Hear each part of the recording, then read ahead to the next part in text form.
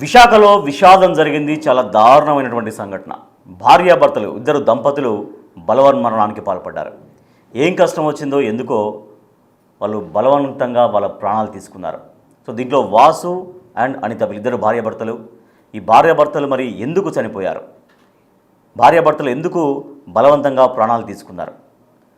చాలా దారుణం ఏంటంటే మృతురాలు 7 నెలల గర్భిణి. ఇంకొక 2 నెలలు అయితే వాళ్ళ ఇంట్లో ఒక బాబో పాప వచ్చి వాళ్లకు ఆనందాన్ని పంచేటువంటి పరిస్థితి. సో చూడండి ఎంత యువ జంట, చూడండి ఎంత బాగున్నారో వాళ్ళిద్దరు.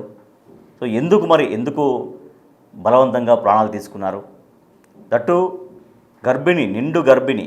ఇంకొక 2 నెలలు అయితే వాళ్ళ కలలు సాకారం చేసే విధంగా ఒక చిన్న బాబో పాపో వాళ్ళ ఇంట్లో నడయాడే పరిస్థితి. మరి వాళ్ళకి ఎందుకు అంత బలవంతంగా ప్రాణాలు తీసుకున్నారు? బలవంతంగా కనీసం కడుపులో ఒక బిడ్డ పెరుగుతుంది. బిడ్డకి ఇప్పుడు 7 నెలల లోపల బిడ్డకు ఉన్నాయి. ఇంకొక 2 నెలల్లో ఒక బిడ్డకు మనం జన్మనివ్వబోతున్నాం అనేటువంటి ఆలోచన కూడా ఎందుకు మరి రాలేదు? ఎందుకు బలవంతంగా ప్రాణాలు తీసుకున్నారో అర్థం కానటువంటి పరిస్థితి. సో ఆత్మహత్యలు వేటికి పరిష్కారం కావు. బలవంతంగా ప్రాణాలు తీసుకోవడం అనేది వేటికి పరిష్కారం కావు. మరి ఎందుకు ఈ రకంగా వాళ్ళు బలవంతంగా చనిపోయారు, బలవంతంగా ప్రాణాలు తీసుకున్నారో అర్థం కానటువంటి పరిస్థితి. సో ఎంతో జీవితం చాలా ఉంటుంది. జీవితం నిండు అంటే చాలా యంగ్ యువ జంట, సుదీర్ఘమైనటువంటి జీవితం ఉంది. ఇంకా సరే ఏ సమస్యలున్నా ఏమున్నా అన్నీ కూడా ఇవాల్టి వరకే ఉంటాయి. రాబోయే రోజుల్లో ఎప్పుడు అవే ఉంటాయని ఒక నిరాశలో కూడా కూరుకుపోవాల్సినటువంటి అవసరం లేదు. రాబోయే రోజులు మంచి రోజులు ఉండొచ్చేమో. ఫ్యూచర్లో ఇంకా మనం ఏమైనా అనుకున్నప్పుడు అవి చేరుకుంటామేమో, లక్ష్యాలు గమ్యాలు చేరుకుంటామేమో. కానీ ఏదో సమస్యలు ఉన్నాయని, ఏవో ఇబ్బందులు ఉన్నాయని, ఇంకా మా జీవితాలు మేము బ్రతకడం వృధా అని, మాకు బ్రతుకే లేదని, బ్రతుకుకు అర్థం లేదని ఈ రకంగా ఎంతోమంది బలవంతంగా తమ ప్రాణాలు తీసుకుంటున్నారు. వాళ్ళ కుటుంబాలకు, వాళ్ళ కుటుంబ సభ్యులకు, వాళ్ళ బంధువులకి, వాళ్ళ స్నేహితులకి అంతులేని శోకాన్ని మిగులుస్తున్నారు. బిగ్ టీవీ స్క్రీన్ పైన మీరు చూసినటువంటి ఆ యువ జంట బలవన్మరణానికి పాల్పడింది. చాలా దారుణం. ఒకసారి బలవన్మరణం చేసుకోవడం అనేది చాలా విషాదం. అంటే దాంట్లో ఇంకొక 2 నెలల్లో ఈ భూమి మీదికి ఒక జీవి, ఒక ప్రాణి, ఒక బిడ్డ రాబోతున్నటువంటి ఈ సమయంలో వాళ్ళతో పాటుగా కడుపులో ఉన్నటువంటి ఆ బిడ్డను కూడా ఇవాళ వాళ్ళ బలవన్మరణంతో ఆ బిడ్డ పరిస్థితి కూడా, ఆ బిడ్డ ప్రాణం కూడా తీసినటువంటి పరిస్థితి. కానీ ఒక హోప్ ఉంది. అంటే ఏమైనా లోపల ఇమ్మీడియట్గా హాస్పిటల్కి తీసుకెళ్తే లోపల బిడ్డ ఏమైనా బతుకుతుందా అన్నటువంటి ఒక హోప్తో వాళ్ళైతే ఆసుపత్రికి తరలించారు. ఎందుకు చనిపోయిందో తెలియదని బంధువులు అంటున్నారు. ఏమైనా సమస్యలు ఉంటే మాకు చెప్పుకోవాలి కదా అని వాళ్ళు రోధిస్తున్నారు. బట్ వాళ్ళకి ఎప్పుడు ఈ సమస్య ఉంది, ఆ ఇబ్బంది ఉంది అని ఎప్పుడు చెప్పుకోలేదు అని వాళ్ళు రోధిస్తూ ఉన్నారు. సో అయితే ఎందుకు వాళ్ళు బలవంతంగా ప్రాణాలు తీసుకున్నారు? సో ప్రస్తుతం అయితే కేజీహెచ్ హాస్పిటల్కి అయితే ఆమెను తరలించినట్టుగా తెలుస్తోంది. అంటే ఏమైనా ఛాన్స్ అట్లా ఉండొచ్చేమో మేబీ.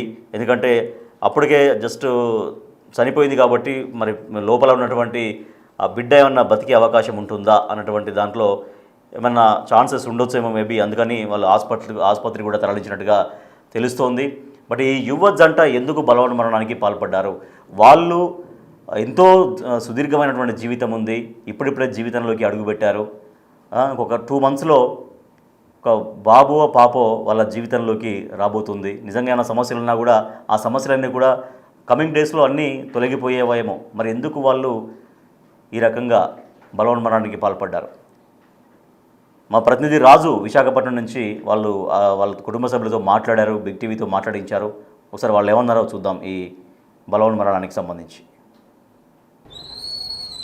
విశాఖలోని అక్కయ్యపాలెంలో వాసు, అనిత ఇద్దరు భార్యాభర్తలు ఆత్మహత్య చేసుకుని చనిపోయారు. అసలు వాళ్ళు చనిపోవడానికి గల కారణాలు ఏంటనేది ఇప్పటివరకు తెలియలేదు. కానీ ఎవరిని అడిగినా కూడా 8 నెలల క్రితం వివాహం జరిగినటువంటి అన్యూన్యమైనటువంటి జంట వీళ్ళు అనే చెప్తున్నటువంటిది అయితే ఉంది. కానీ బంధువులు ఒక పక్కన చూస్తే రోదన ఏం జరిగిందో ఏంటనేది తెలియదు. ఒకే ఇంటికి సంబంధించినటువంటి వాళ్ళు ఇద్దరు చనిపోయినటువంటి పరిస్థితి కనిపిస్తుంది. దీంతో వాళ్ళు ఏమి దిక్కుతోచనటువంటి పరిస్థితి. ముఖ్యంగా చూస్తే వీళ్ళు చెప్తున్న దాని ప్రకారం కూడా ఎంతో అన్యోన్యంగా ఉండేటటువంటి జంట వీళ్ళు. చాలా ఎట్లాంటి గొడవలు లేవు, 8 నెలలే అవుతుంది అని అయితే వీళ్ళు చెప్తున్నటువంటిది అయితే ఉంది. వీళ్ళ బంధువులు కూడా ఉన్నారు. ఏం సార్ అసలు ఇప్పుడు వాసు అనితలు నేను ఆత్మహత్య చేసుకున్నారు, అసలు ఏం జరుగుండొచ్చు, వాళ్ళ మధ్యన ఏమన్నా మనస్పర్ధలు కానీ ఇట్లాంటివి ఏమైనా ఉన్నాయి? ఎవరిని అడిగినా అట్లాంటిది ఏమీ లేదు, చాలా మొన్నే పెళ్ళయింది, కొత్త జంట అని చెప్తున్నారు. అసలు యాక్చువల్గా వాళ్ళిద్దరు కూడా చాలా హ్యాపీగా ఉండేవారండి. అనకూడదు కానీ మ్యారేజ్ అయిన కానీ ఇప్పటి వరకు కూడా చాలా చాలా అందరూ కూడా ఈ ఇద్దరు జంట అంటే ఇలా ఉండాలేమో, మనం కూడా మ్యారేజ్ చేసుకుంటే ఇలా ఉండాలేమో అని కూడా అనుకుండేవారు. కానీ నిన్న అన్ఎక్స్పెక్టెడ్గా నిన్న వాళ్ళ అమ్మగారు భోజనానికి వెళ్ళడం, ఎక్కడ మన మధురవాడ వెళ్ళి ఎవరో చుట్టాలు ఇంట్లో భోజనాలు చెప్పారని, బాబు రెంట్రా మన అందరం కూడా వెళ్దామని అన్నా సరే, అమ్మ మేము రాము ఇంట్లో ఉంటాం ఎందుకంటే మా ఆవిడ ప్రెగ్నెంట్ కానీ నువ్వు తోడు ఉంటానని చెప్పి ఉండిపోయి ఈ అన్ఎక్స్పెక్టెడ్ థింగ్ అనేది ఎలా చేశారనేది జరిగిందని తెలియట్లేదు. ఏంటంటే ఎన్ని నెలలు ప్రెగ్నెంట్ అంతే 7 months ప్రెగ్నెంట్ ఆ అమ్మాయి. కానీ ఎలా జరిగిందనేది కూడా వాళ్ళ అమ్మగారికి కూడా తెలియట్లేదు.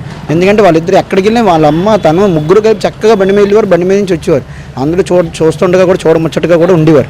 ఎక్కడైనా ఫంక్షన్కి వచ్చినా సరే ఒకళ్ళు తినిపించుకుంటూ ఉండేవారు. అంత అన్యాయంగా అంత హ్యాపీగా ఉండేవారు. వయసులో కూడా చాలా చిన్నవాళ్ళే. అసలు వాసు ఏం చేస్తూ ఉంటాడు? అసలు వాసు అయితే మొన్నటి వరకు స్విగ్గీ వేసేవాడు.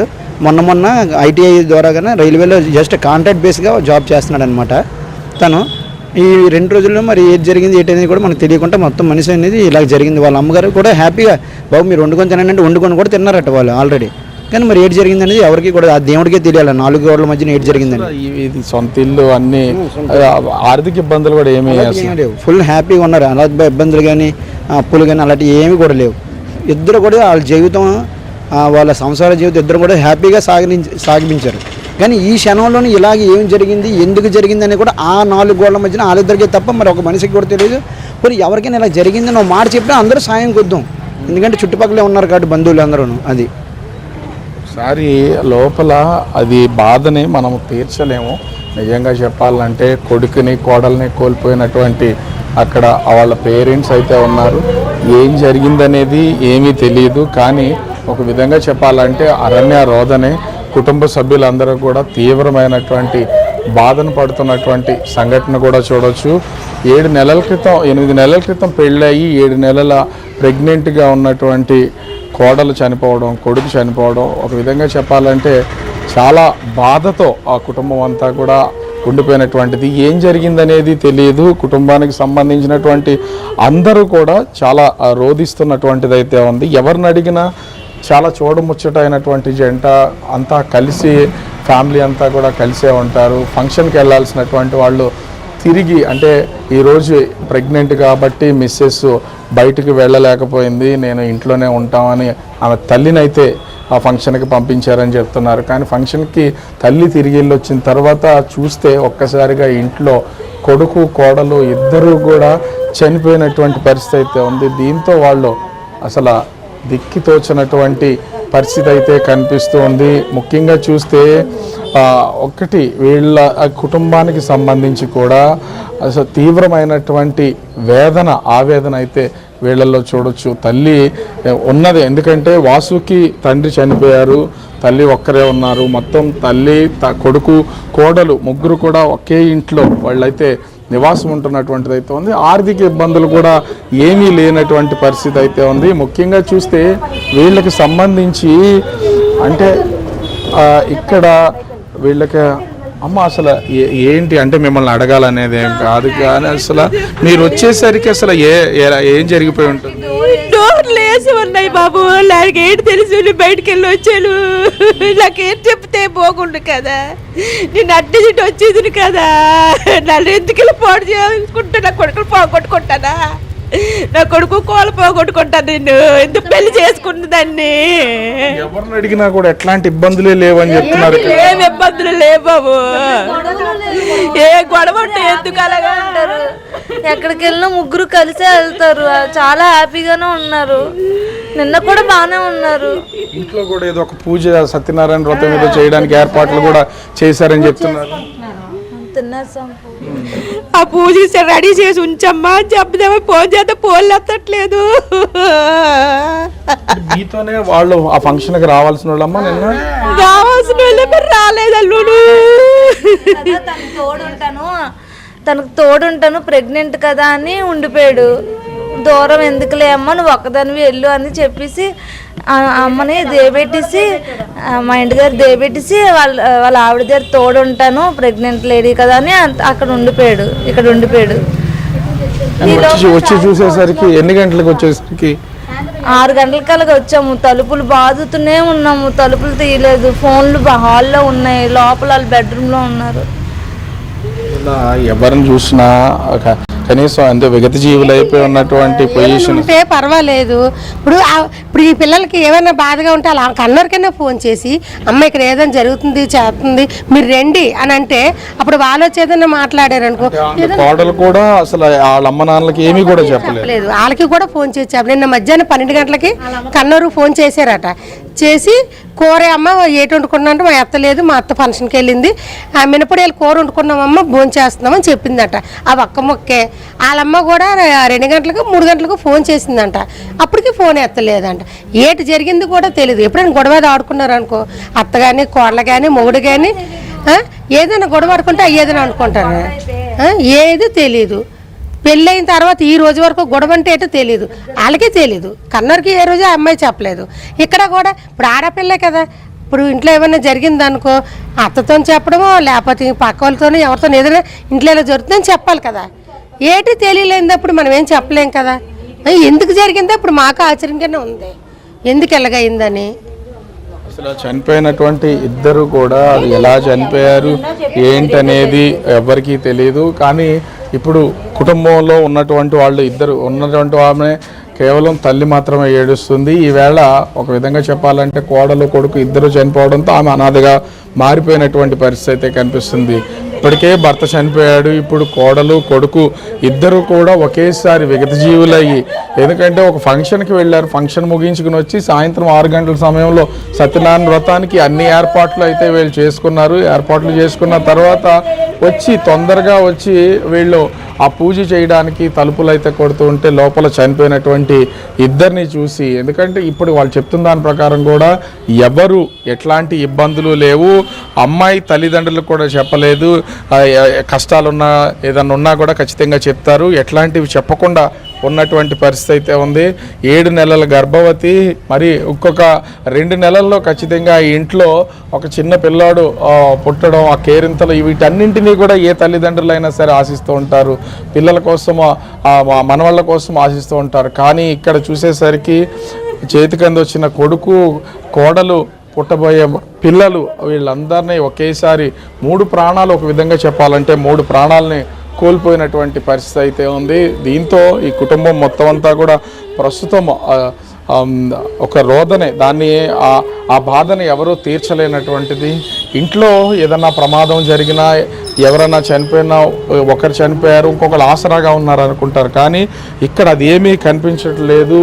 ఉన్నటువంటి మొత్తము కొడుకు కోడలు కడుపులో ఉన్నటువంటి బిడ్డతో సహా అందరూ చనిపోవడంతో విషాద ఛాయలు అయితే అలుముకున్నటువంటి పరిస్థితి అయితే కనిపిస్తుంది. దీంతో అసలు ఇప్పటి వరకు అంటే అసలు ఎలా ఉండేవారమ్మా అసలు అలా ఇంతగా ప్రతి ఒక్కళ్ళు ఎలా రోధిస్తున్నారు?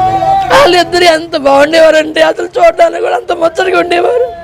ఎంత కష్టం తెస్తాడు అనుకోలేదు నా తమ్ముడు మటుకోను.